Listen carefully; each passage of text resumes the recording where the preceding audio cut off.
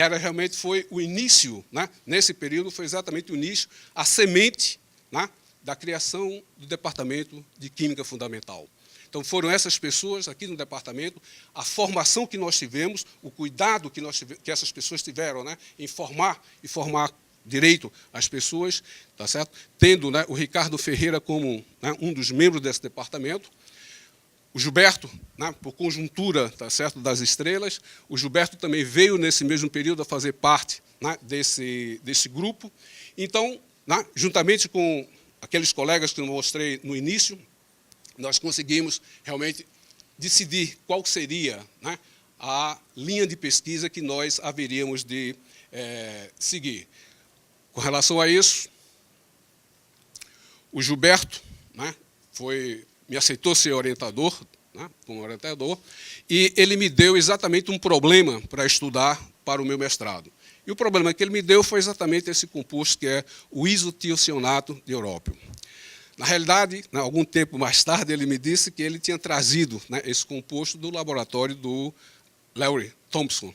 Tá certo? Na realidade, ele não só trouxe, né, o composto, porque o Léo não sabia que ele tinha trazido. Tá certo? Então, foi exatamente uma amostra que né, ele me deu.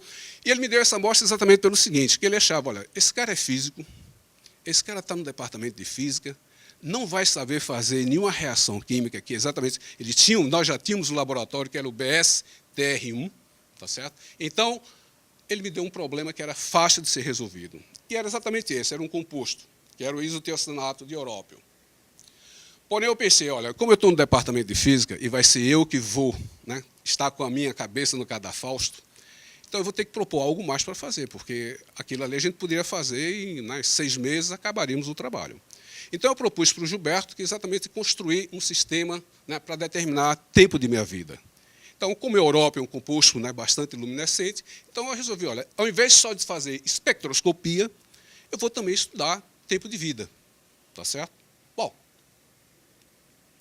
então eu propus exatamente esse sistema, né, para ser desenvolvido, que era exatamente um sistema para medir tempo de minha vida.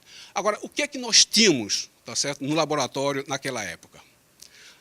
A única coisa que nós tínhamos era a amostra. Era a única coisa que eu tinha em mãos, era a amostra. Então, a única coisa que eu tinha era a amostra. Então, o que é que eu poderia fazer, tá certo, nessa época? Então, veja que, né, é bastante complicado. Eu precisava de um duplo monocromador, fotomultiplicador, eu precisava de um laser de argônio, e tudo isso quem tinha era o CID. Interessante que o CID tinha isso, né, mas, por outro lado, tinha um estudante que era o Arivaldo. O Arivaldo trabalhava nesse sistema. Por outro lado, eu ia precisar de ter um laser de nitrogênio, como eu estava querendo medir tempo de minha vida, eu ia precisar de um laser de nitrogênio pulsado, tá certo, para poder excitar minhas amostras.